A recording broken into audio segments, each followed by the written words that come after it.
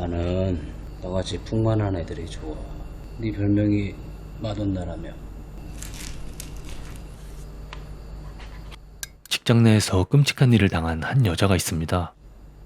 가까스로 둔기를 휘둘러 그곳을 빠져나오는데 도대체 이 여자에겐 무슨 일이 있었던 걸까요?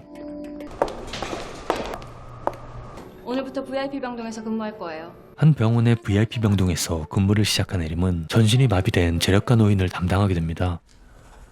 그곳엔 아버지 곁을 항상 지키는 아들이 있었고 몇 살이에요? 35살이에요. 앞으로 우리 아버지랑 친하게 지내세요. 이 노인네 몸은 이래도 정신은 말짱하니까. 알겠습니다. 그렇게 짧은 인사를 마치고 다른 업무를 처리하고 있었는데 얼굴에 상처가 있는 한 여자가 입원을 했고 재력가 노인의 친척이라며 이 여자도 담당하게 되죠. 교통사고 환자라는데 외사 상태야. 근데 왜 이름이 없어요?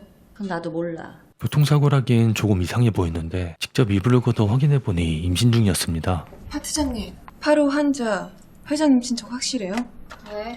그 환자 임신한 것 같아요. 지금 무슨 소리예요? 확실해요? 네. 남자는 잠깐 방에 가서 대화 좀 나누자고 했고 들어와요. 앉아요. 사실 그 여자는 우리의 친척이 아니고 무용고자라고 하며 그 여자의 옷 속에 있었다며 뭔가를 꺼내 보이는데요. 저런 몸으로 장사했다는 게 믿기지가 않아. 이 여자의 가족들을 좀 찾아보라고 명령하듯이 말하자 심부름센터 알려드려요. 그런 데는 양아치 새끼들이 많아서 거래 안 해요. 그렇게 해서 남자에게 돈을 받게 돼 마돈나의 뒤를 따라가 보는데 그냥 사진 찍으러 나가더니 안 들어왔어. 사진이요? 기념사진 찍는다고. 어서 애를 배워가지고. 아기의 아빠는 누군지 아냐고 묻자 아빠에 대한 얘긴 들은 게 없어 누군지 모르겠다고 합니다. 여기서 지냈어? 그녀가 지냈었던 단칸방을 보여주며 처음 만났던 그때를 얘기해 주는데 싸게 해줄게. 야, 너 거기 있으면 안 돼. 호객행위를 하던 길거리에서 처음 만나게 됐고 오갈 데 없는 처지인 것 같아 도와주게 됐다고 하죠. 몇 개월이야? 6개월이요. 일어나. 따라와. 그렇게 해서 방금 보여줬던 그 방에서의 생활이 시작됐고 아까 서 있던 그 자리에서 손님들을 데리고 오면 건당 10,000원씩 주겠다며 일자리까지 알선해줍니다. 쉬다 가세요. 맥주 6병에 5만원. 진짜야? 수고했어. 그녀에겐 별다른 선택지가 없었기에 그곳에서 정착하게 되는데 매일같이 사고와 싸움이 벌어지며 단 하루도 조용할 날이 없었는데요.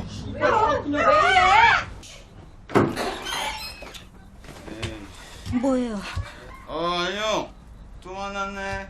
환불해달라고 진상을 부리던 손님이 방 안으로 들어왔고 그곳에서 빠져나갈 수가 없었던 그녀는 원치 않았던 일까지 어쩔 수 없이 받아들이게 되는데 오빠, 놀다 가. 그녀를 원하는 변태 취향의 손님들이 있었지만 끝까지 유사행위만 하며 그 이상의 것들은 절대 하지 않았습니다. 아버지한테 새 심장이 생길 거예요. 근데 그 심장 기증자가 임신한 여자더라고요. 아버지한테 2 생명이나 바치는 겁니다. 중간중간 남자에게 알아낸 것들을 보고하자 아이의 아빠가 누군지 더 알아보라고 지시했고 여기 있네, 장민아. 잘 모르겠어요. 그런 애들 있거든. 있으나 마나한 애들. 때마침 지나가던 젊은 선생님 중에 민아와 동창이 있었는데 네, 기억나요. 갈색 머리. 그녀와 같은 반이었었는데 조금 엉뚱했고 어떨 때 보면 조금 다른 세상에 있는 것 같았다고 하죠. 야, 집중 안 하고 뭐해? 머린 또 왜 이래? 염색했지? 원래 이래요. 자식이 정말 손 내밀어. 가지가지 한다, 어? 내일 당장 검정색으로 바꿔와. 네. 그렇게 해서 다음날 검정색으로 염색을 하고 왔고 체육 시간 밖에서 활동하던 그때 갑자기 비가 쏟아지는데 야, 제 머리 왜 저래? 뭐야? 잉크로 염색했나봐. 조실로 빨리 들어가라.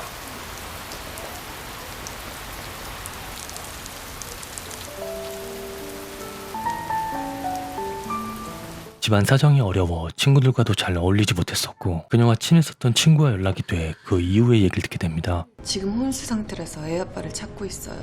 혼수 상태라뇨. 어쩌다가 맞았나?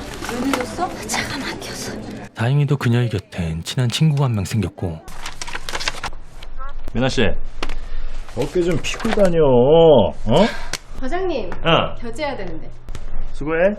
종종 그녀에게 말을 붙여주는 과장이 있었는데 그런 사소한 행동에도 호감을 느끼며 그를 짝사랑하고 있었죠. 아니야, 나 내가 골라. 짤치 요즘 박 과장한테 붙어서 장난 아니야 저거. 짤치? 짧은 치마. 저 짤치 정규직 따겠다. 그에게 잘 보이고 싶어 밤늦게까지 항상 야근을 자처했고 말이라도 걸어줄까 시선은 항상 남자에게 향했는데요. 미나 씨, 아직도 퇴근 안 했어? 예. 그래, 열심히 해. 네.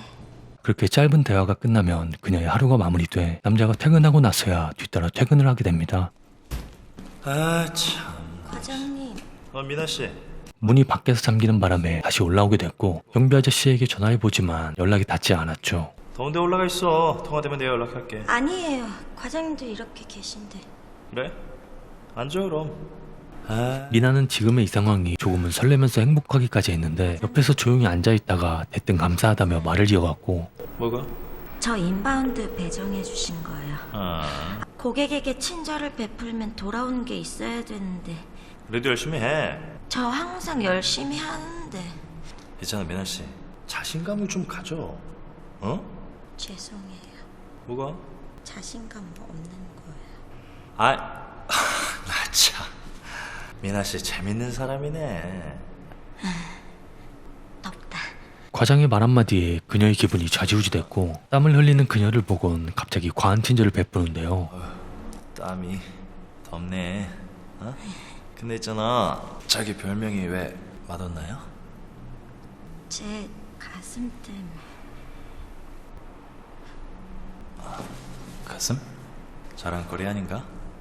자신의 말 한마디에 휘둘리고도 남을 걸 알고 있었기에 예전부터 자신을 좋아한 거 다 안다면서 자연스럽게 키스를 시작했고 손이 점점 아래로 내려오자 미나는 참지 못하고 과장을 뿌리쳐버립니다. 과장님, 죄송해요. 괜찮아. 오히려 미나는 자신이 처음이라 그렇다며 사과하기 바빴고 과장은 그제서야 정신이 들었는지 정말 미안하다며 이러지 않겠다고 하는데 아니에요, 과장님. 과장님 잘못하신 거 없어요. 제가 잘못했어요. 그래. 다신 안 그럴게요. 미나 씨. 과장은 미나를 뿌리치며 밑으로 내려가 있으려고 하자 가지 마세요. 최선을 다할게요. 저 버리지 마세요.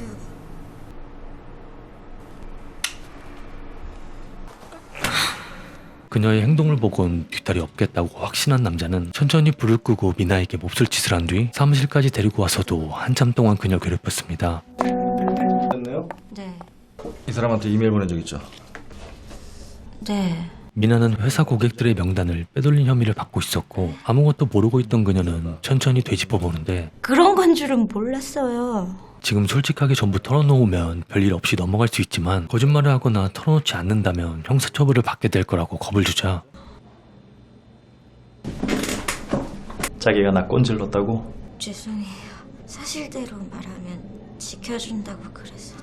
그 사람들이 당신 말 믿어줄 것 같냐며 가서로워했고 지금 사표 쓰고 조용히 그만두지 않으면 형사처벌하겠다고 협박하는데요. 저 항상 최선을 다했어요. 근데 왜 저한테 이러세요? 그럼 끝까지 내 편이 됐었어야지. 죄송해요. 다신 안 그럴게요. 제발 한 번만 기회를 더 달라면서 애원하지만 누군가는 책임을 져야 했기에 모든 책임을 미나에게 떠넘겨버렸죠. 둘은 못 알아들어요. 미나는 방 안에서 폭식을 하는 것이 유일한 스트레스 해소 방법이었고 아무도 없는 늦은 시간에 짐을 챙기러 온 그녀는 마지막으로 과장의 방 안으로 들어가 싸고 나와버립니다. 그렇게 회사를 그만두고 나온 뒤 공장으로 취직을 했고 그녀가 근무했던 곳으로 가 다시 얘기를 이어듣게 되는데 계속해서 상처만 받으면서 자신을 돌보지 못한 미나는 시간이 갈수록 더 피폐해지며 일하는 시간에도 집중하지 못할 때가 많았죠. 그 근무 시간에 졸면 어떡해? 저 안 졸았는데요. 그럼 이건 뭔데? 잠깐 뭐 생각을 했어요. 이건 생각하는 그런 물건이 아니야. 알았어? 옷도 이상하게 입고 뭔가 나사 하나 빠진 것 같았어요. 어느 순간부터 짧은 치마만 고집하기 시작했고 남들이 보는 앞에선 밥조차 마음껏 먹지 못했습니다.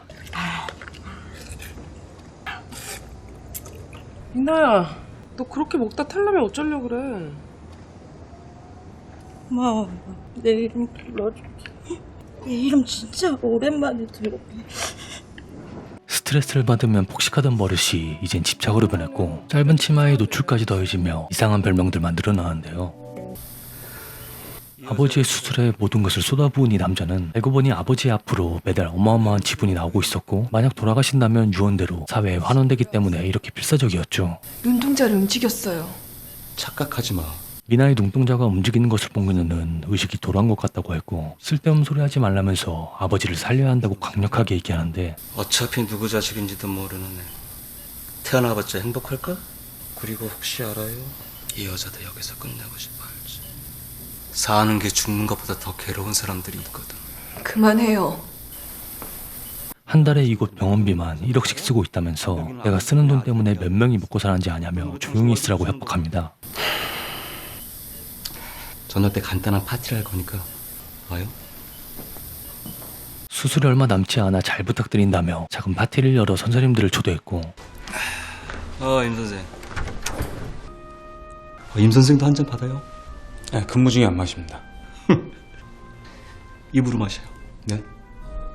에헤이, 벌주 받아야지. 잘못했으니까. 미나의 의식이 돌아온 것 같다고 보고했던 의사에게 그런 쓸데없는 짓거리 하지 말라면서 대놓고 협박하는데요.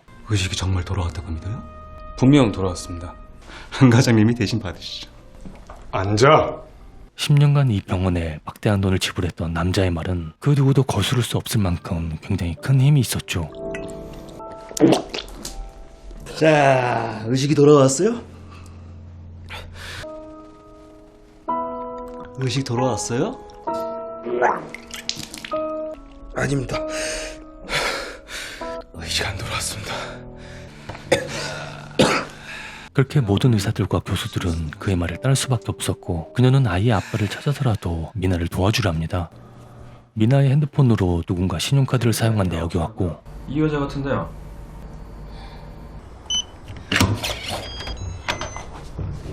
그녀의 얘기를 들려줬던 동료가 사용한 것이었고 왜 썼냐고 묻자 전에 하던 얘기를 마저 이어갑니다. 볼일을 보러 나왔던 그녀는 핸드폰이 없어져 공중전화에서 전화를 걸어보니 회사의 버스기사 아저씨가 받는데요. 핸드폰 저기 기숙사에 맡겨놓을게. 핸드폰을 찾아왔는데 못 보던 영상들이 있어 이게 뭔가 하는 생각에 재생시켜보니 기사의 음란 행위가 찍혀 있었죠. 야, 이제 밤에 야동까지 보냐? 미친 새끼, 씨. 그 영상을 보고도 가만히 있을 순 없었기에 직속 상관에게 찾아가 보여주며 당장 조치를 취해달라고 하지만 그 남자는 사장님의 조카라며 좋게 넘어가자는 미친 소리랍니다. 당장 조치 취하지 않으면 고발할 거예요. 알았어, 알았다고. 가서 일 봐. 잠깐요. 이런 일 벌어진 거 미안한데 주의를 줄 테니 이번만 조용히 넘어가자고 부탁했고 너도 어차피 어디 갈 데도 없으니 여기서 경력을 쌓아서 더 좋은 직장으로 이직하면 이런 꼴 당할 일도 없을 거라고 하는데 나 불렀다고? 나가봐요. 왜 불렀는데? 기사를 불러 미친 거 아니냐며 심각한 표정을 짓더니 거식이 존나 크더라. 봤냐?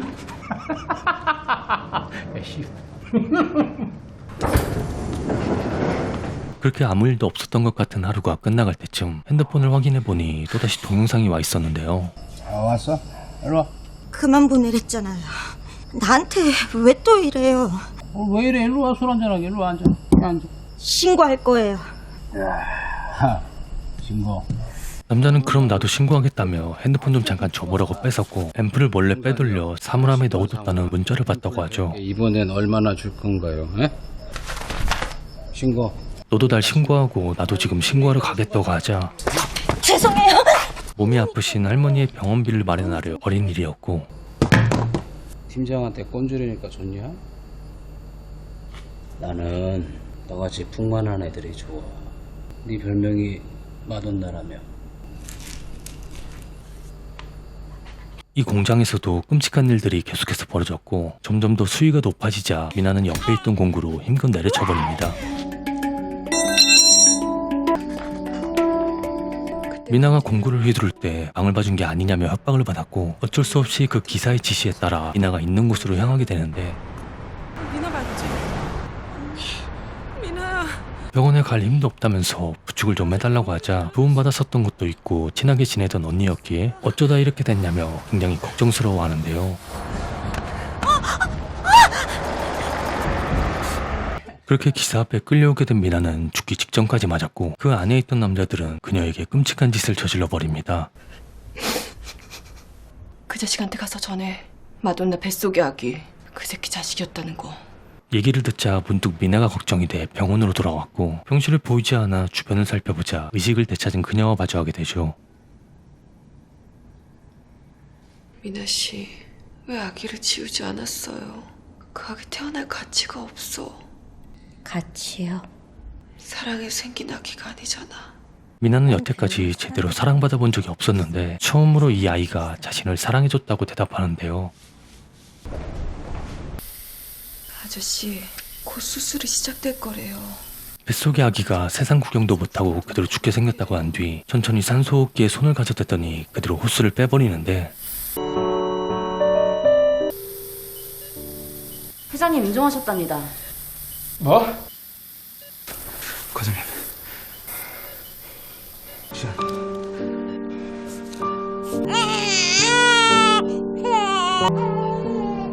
그렇게 마지막 순간까지 아기만 생각하며 본인은 챙기지 못하다가 무사히 세상에 나온 아기를 확인한 뒤 그대로 숨을 거둬버리면서 영화는 끝이 납니다.